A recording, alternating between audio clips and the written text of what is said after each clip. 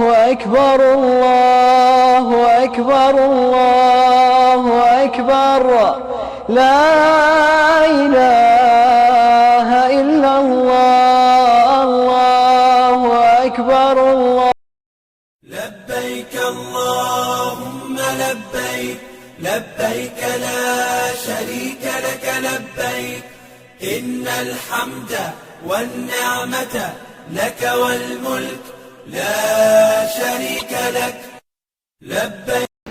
बिस्मिल्लाहिर्रहमानिर्रहीम। अस्सलाम वालेकुम। कैसे हैं सब लोग? सबसे पहले तो आप सब लोगों को, तमाम मुसलमानों को मेरी तरफ़ से हज की बहुत बहुत मुबारकबाद। जिन लोगों ने ये फ़रीज़ा सर अंजाम दिया है, अल्लाह पाक उनकी हज को कबूल फ़रमाए। और हम जैसे लोग जो हज के लिए बेताब हैं, तरस रहे हैं, तड़प रहे हैं, अल्लाह पाक हमें उम्र और हज की सआदत नसीब फ़रमाए। उसके बाद जो है साथ ही मैं आप लोगों को भी देती हूँ ईद की पेश की मुबारकबाद, क्योंकि सुबह हमारी ईद है। गल्फ़ में रहने वालों के, यूरोपियन कंट्रीज़ में रहने वालों के, वो लोग जो इंडिया पाकिस्तान से बाहर रहते हैं, वो सब लोग जो है वो सुबह ईद मना रहे हैं। तो यहाँ पर पूरे दिन की जो मैंने ईद की तैयारी करनी थी, उसकी जो है वो स्टार्ट हो चुकी है। जो जो मुझे काम करने थे, मैंने उनको लिस्ट बनाकर मैंने उनको पॉइंट आउट कर लिया है। और मेरे माइंड में सब कुछ टाइम टेबल, एक शेड्यूल चल रहा था कि सबसे पहले ये काम करना है, फिर वो करना है। और इस तरह से मुझे रात तक अपने हर तरह के काम जो थे उनको कंप्लीट करना था, वाइंड अप करना था।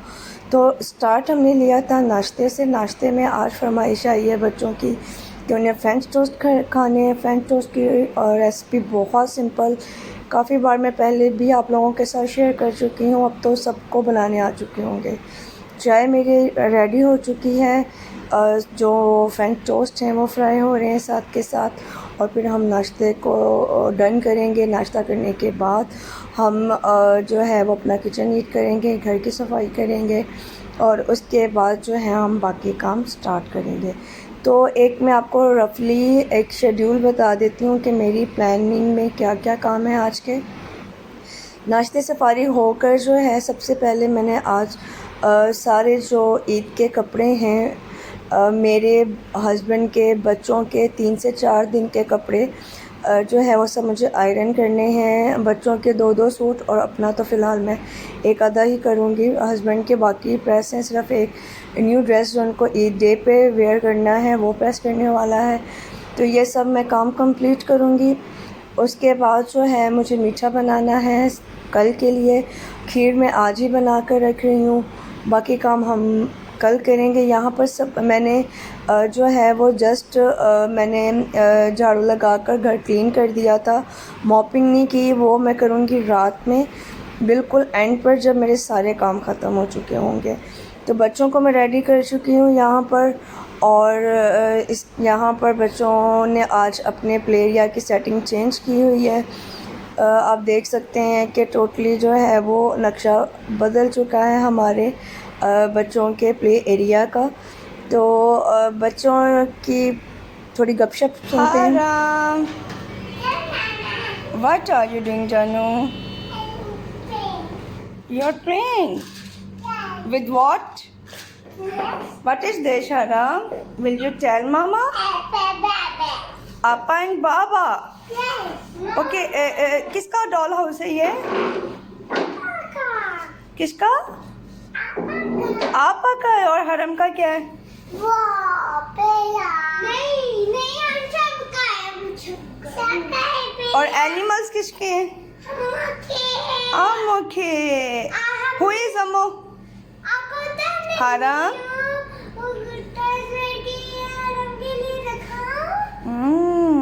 हरम। Who is अम्मू? अम्मू ने कल क्या लिया था कल? Ducks. How many ducks are these? Count. 1, 2, 3, 4. No, let her count. 1, 2, 3, 4, 5, 6, 7. 7. How are the 7? Wrong counting again. 1. 2. Good. 3. Next 4. 4, Next 5. 5. So how many ducks? 5 ducks. Okay. Okay, now हरम हमें सुनाएगी 5 little ducks. हरम?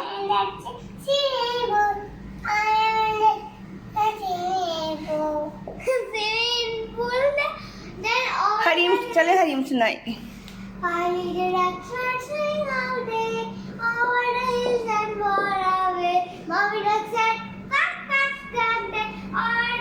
Only 4 little ducks came back. Haram, don't put it in your mouth. No, only 3 because we have not 5. We have only 4. Okay, ज़्यादा mess create नहीं करना. Okay. Right? See how is looking my new setting of the play. I did it with sand. It is too good. Well done. Oh, I love Sad mother said.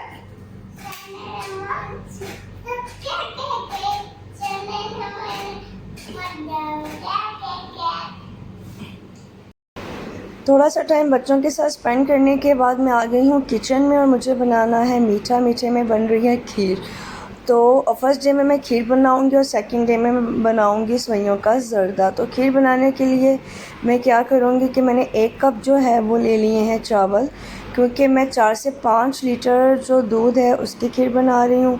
तो उसके लिए मैंने 1 cup जो है वो चावल लिए हैं, उनको वॉश किया अच्छे से, और तकरीबन ½ लीटर जो मिल्क है रूम टेम्परेचर का था उसमें मैंने सोख करके इसको छोड़ दिया है. अब जब तक जो है वो चावल सोख होते हैं मैं जल्दी से कपड़े प्रेस करना स्टार्ट कर देती हूँ.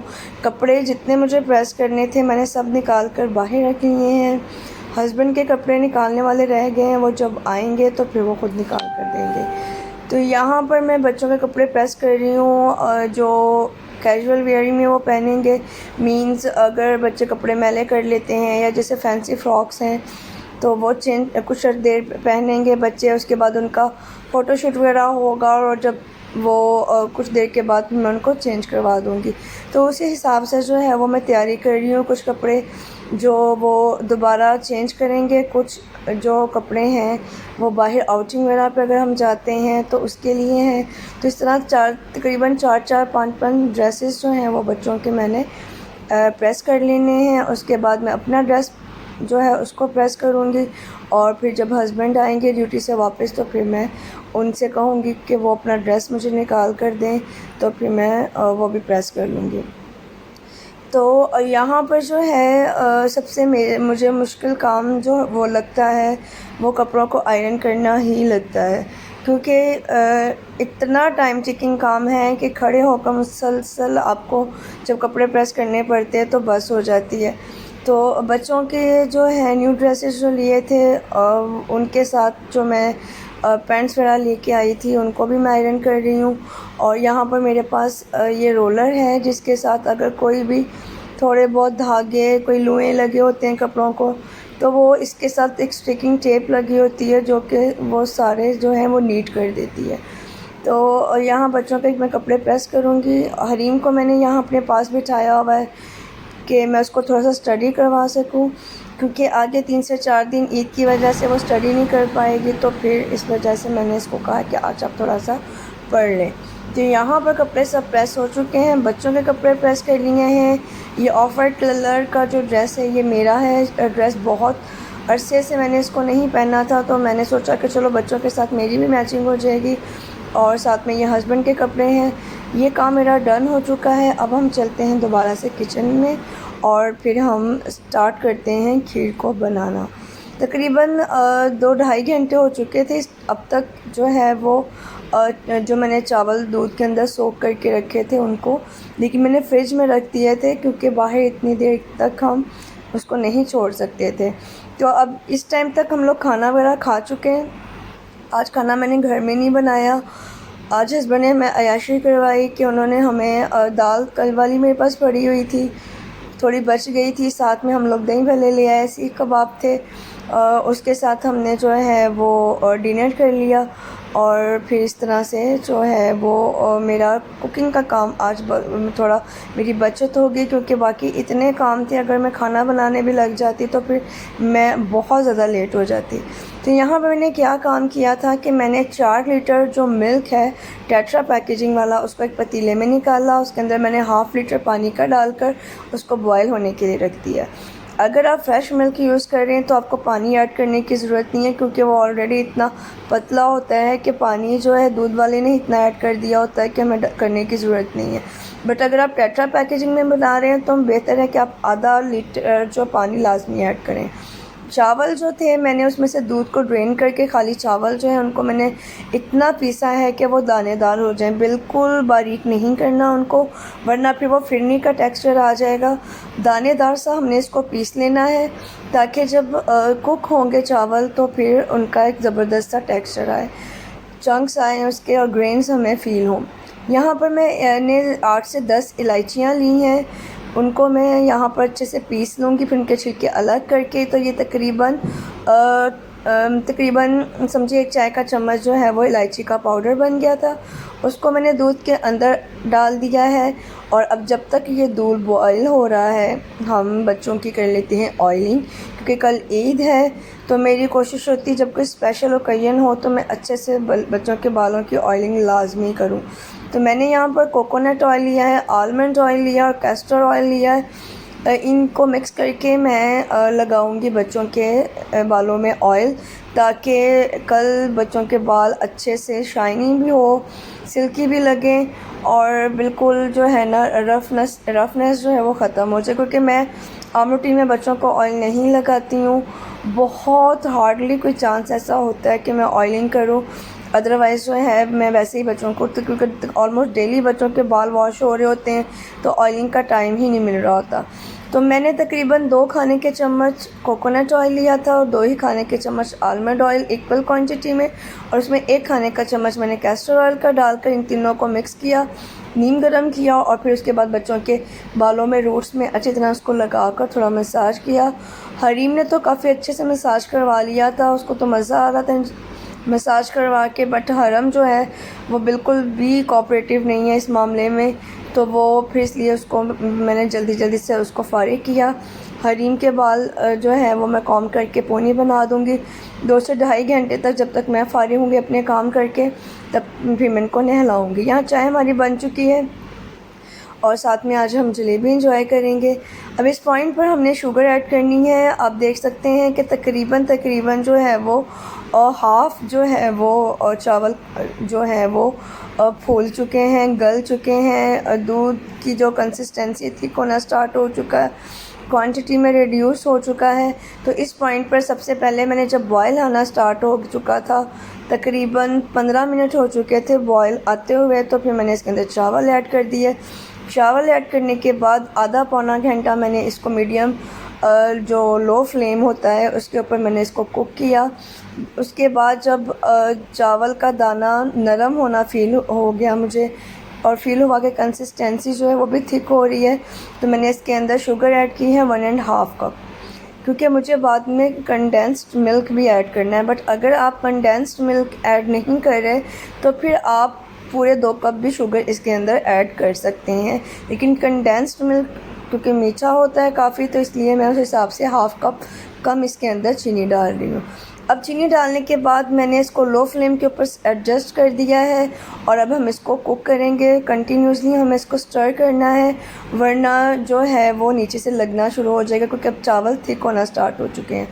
अब आपने इस एक चीज़ का आपने ध्यान रखना है कि जो साइड्स पर क्रीम की लेयर्स आ रही हैं या दूध के ऊपर जो क्रीम की लेयर्स आती हैं, उनको साथ के साथ आपने दूध के अंदर मिक्स करते जाना है। उससे क्या होगा कि एक तो दूध बहुत जल्दी थिक होना स्टार्ट हो जाता है और क्रीमी सा टेक्सचर आ जाता है, फ्लेवर बहुत अच्छा आता है। आपको एक्स्ट्रा उसमें क्रीम या खोया कुछ भी ऐड करने की ज़रूरत नहीं पड़ती, वो सारी जो क्रीम ही होती है वो दूध के अंदर शामिल होती जाती है, कंसिस्टेंसी थिक होती जाती है और बहुत ज़बरदस्त सा जो टेक्सचर है वो आ जाता है।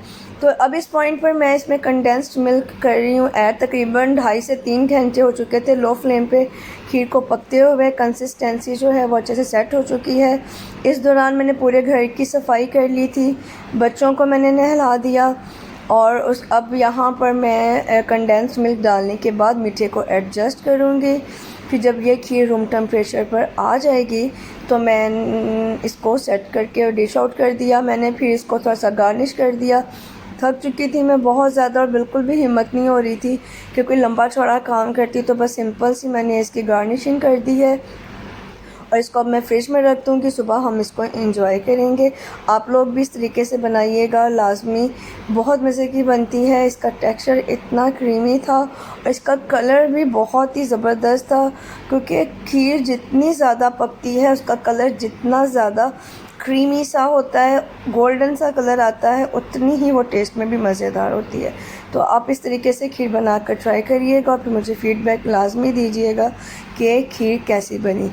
खीर बनाने के बाद ये काम ख़त्म करने के बाद मैंने बच्चों को लगानी थी मेहंदी और उसके बाद जो है फिर मुझे नहाने के लिए जाना था। तो यहाँ पर मैंने बच्चों को मेहंदी लगाई है।